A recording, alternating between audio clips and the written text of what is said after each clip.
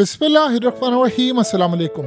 आज इजराइल पर बहुत भारी दिन है, बहुत भारी दिन है। लेकिन जो सूरत हाल आज पैदा हुई है, आपको पता है कि यूरोप की सड़कों पर इनको मारा गया, लेकिन उस खेल में इजराइल की इंटेलिजेंस एजेंसी मोसाद किस तरह शामिल है, ये अब ढकी छुपी बात नहीं। ये इजराइल का अखबार है यरूशलेम पोस्ट। आप उसकी हेडलाइन जब पढ़ेंगे तो आपको कहानी बड़ी क्लियर हो जाएगी।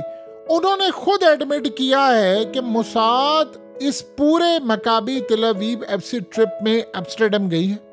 अब आप बताएं कि फुटबॉल का मैच और मोसाद का काम क्या है। बहरहाल इसको आगे चलकर डिस्कस करते हैं। असल कहानी जरा समझिए हुआ क्या है। आज इजराइल की फोर्सेस पर हाइफा में जो हमला हुआ है, बाकी जगहों पर हमला हुआ है, आप उसको 2 मिनट के लिए साइड पर करें।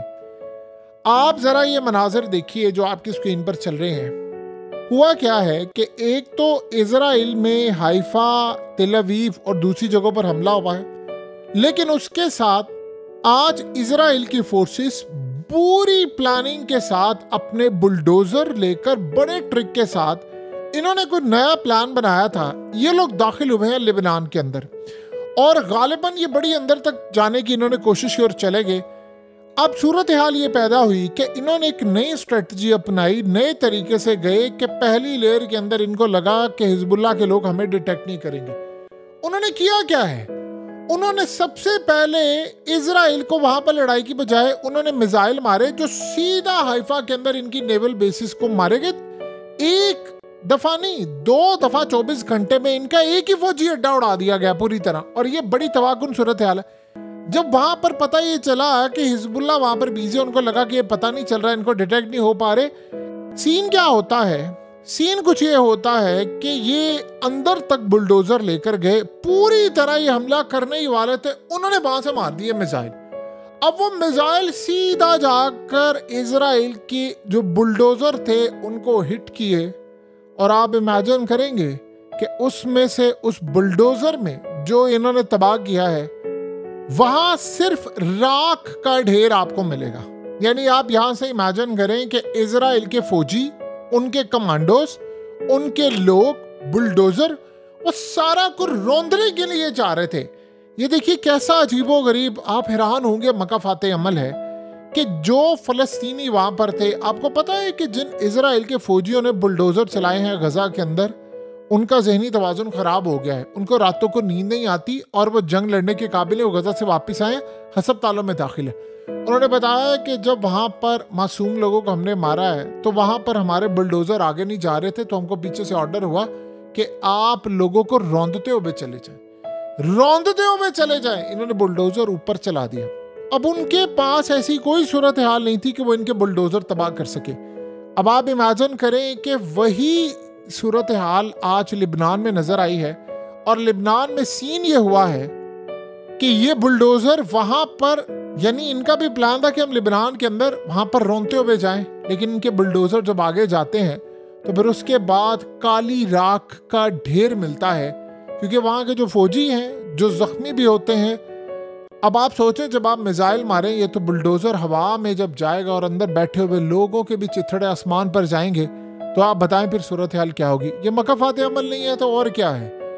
अब आप जरा इस सारी सूरत हाल का अंदाजा कर लें कि लेबनान में जो आज हमला इनका फेल हुआ है, ये उनकी नेक्स्ट प्लानिंग के तहत था और उनको बड़ी तकलीफ है कि यार ये हमारा हमला कैसे फेल हुआ है। आप इमेजिन करें, आप जरा नेतन्याहू की शक्ल देखिए। आज ये नेतन्याहू की आप जरा शक्ल देखेंगे, उसको गुस्सा है, उसके चेहरे का रंग उड़ा हुआ है और हालत उसकी ये है कि आप अंदाजा करें कि लेबनान से इतनी बुरी खबर आ रही है कि नेतन्याहू के यानी तोते उड़े हुए हैं कि यार ये मेरे साथ हुआ क्या। अब गुस्सा उसने क्या निकाला, गुस्सा उसने निकाला है कि डच किंग को कॉल की।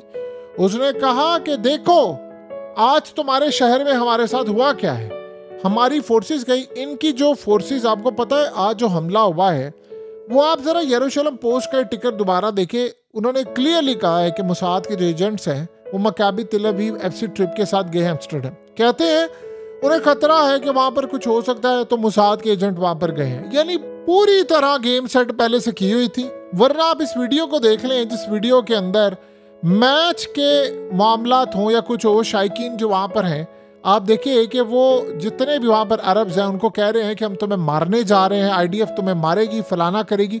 क्यों है ये सारे का सारा काम? ये मोसाद के लोग करने क्या गए थे? आप इसमें से बता सकते हैं कितने लोग मोसाद के थे, कितने नहीं थे? यानी ये बड़ा क्लियरली इन्होंने गेम सेट की है, इन्होंने उकसाया है, मारा है, फिर उसके बाद रिएक्शन आया है। तो फिर आप देख लें सूरत हाल क्या है। सड़कों पर लिटाकर उनको मारा है। और फिर यानी आप यहाँ से सीधी तरह समझ लें 7 अक्टूबर को जो हमला हुआ था, अब उसके बाद मिस्र ने इनको 10 दिन पहले कह दिया, इजराइल की 8200 जो इंटेलिजेंस यूनिट है उसने कह दिया कि हमने तो इनको 1.5-2 महीने पहले बता दिया था कि हमला होने वाला है, वीडियोस बना बना कर दे रहे थे। इन्होंने उस हमले को रोका नहीं। रोका इसलिए नहीं ताकि उनको जवाब मिल सके कि हमने गजा को पूरी तरह खंडर बनाना है, लिबनान को बनाना है, और उनको पता था ये हमला हो रहा है, तो उन्होंने अपनी कुर्बानी दी। वरना आप अंदाजा करें, हसन नसरुल्लाह को इन्होंने मारा, याह्या सिनवार को इन्होंने मारा, इन्होंने इस्माइल हानिया को मारा, तो क्या इनके पास सारी मालूमात नहीं थी? इनके पास इंटेलिजेंस नहीं थी? बहरहाल याह्या सिनवार का मामला तो चले जरा अलग है, लेकिन फिर इस सारी सूरत हाल में इन्होंने सबको मारा। तो इनको नहीं पता था कि हमला होने वाला है, इन्होंने रोका क्यों नहीं? फौजी वहां पर कहाँ थे? इनका रेडार सिस्टम कहाँ पर था? इनके तमाम लोग कहाँ पर? सिक्योरिटी कहाँ गायब हो गई थी? तो यही एग्जैक्टली सूरत हाल आज यहाँ पर हुई है। बहरहाल नेतन्याहू के तोते उड़े हैं, असल बात है लिबनान की वजह से। अब लिबनान की वजह से उसके तोते उड़े हैं, तो वो आया, उसने गुस्से में कहा मैं ये कर दूंगा, मैं वो कर दूंगा, हमारे खिलाफ हुआ है, अब तूफान होगा, अब कयामत होगी, ये होगा वो होगा। बहरहाल उसको जब ये बताया गया है कि दी बड़ी ठुकाई हुई है लिबनान के अंदर, और उसके बाद आप ये देखिए कि इनका प्लेन गया वहाँ पर, जब वो प्लेन वहाँ पर लोगों को लेकर आया तो उनको भी टारगेट करने की तैयारी, यानी इस वक्त प्लान था कि कुछ ना कुछ वहाँ पर करना है। सायरन बजना शुरू हो गए, पूरी तरह चीज़ें एक्टिवेट होना शुरू हो गई। इतना खौफ उनको था कि उनका वो जो प्लेन है वो ही ना कहीं उड़ा दिया जाए।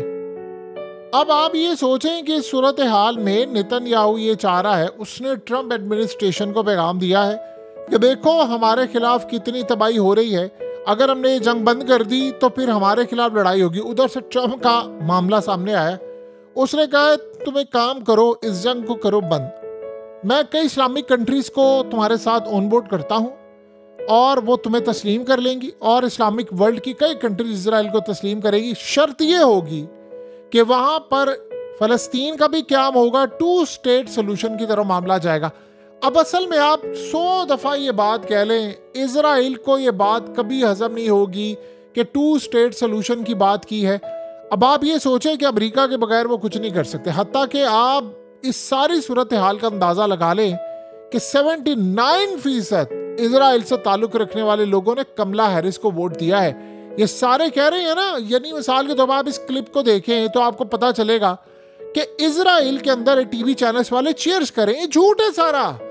आपको असल कहानी पता चलेगी जो रिजल्ट्स आए हैं सामने। 79% लोगों ने, जो इजराइल से ताल्लुक रखने वाले यहूदी हैं, वो सारा कुछ है, उन्होंने वोट किसको कास्ट किया है? कमला हैरिस को। यानी वो ट्रंप को पसंद नहीं करते। अब तो आपको ये बात बड़ी क्लियर समझ आ गई है ना कि ट्रंप को वोट मुसलमानों ने दिया है। ये तो कह रहे थे जी वो ट्रंप हमारे लिए बड़ा अच्छा है, ट्रंप इनके लिए कोई अच्छा नहीं है।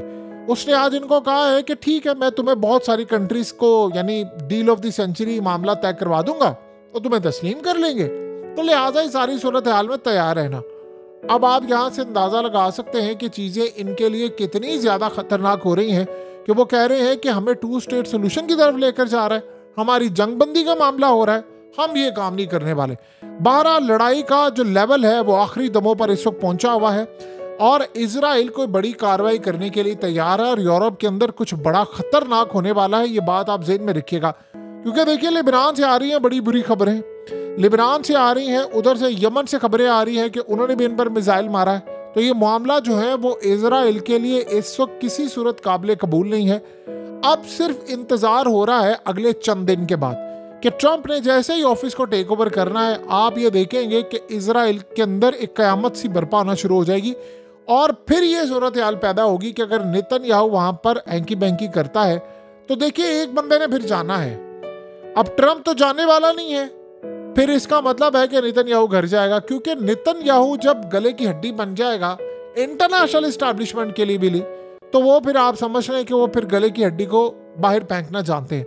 सो इस सूरत हाल के अंदर इसराइल का जो मामला है वो ट्रंप असल में उसने एक और भी बड़ी बात की है कि जो हथियार हैं वो हमने अब देने नहीं है इसराइल को। यानी वो ये भी प्लानिंग कर रहे हैं कि जो हथियार हम ज़ाया करें, वो कहता मैं हथियार क्यों दूँ, मैंने जंग बंद करनी है।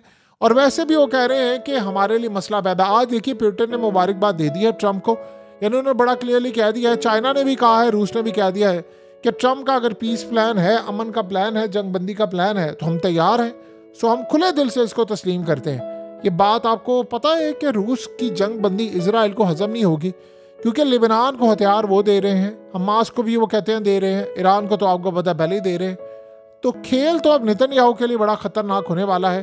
चंद दिन का वक्फा एक है, ये जरा बाइडन को जाने दे, ट्रम्प को आने दे, फिर देखिए होता क्या इनके साथ।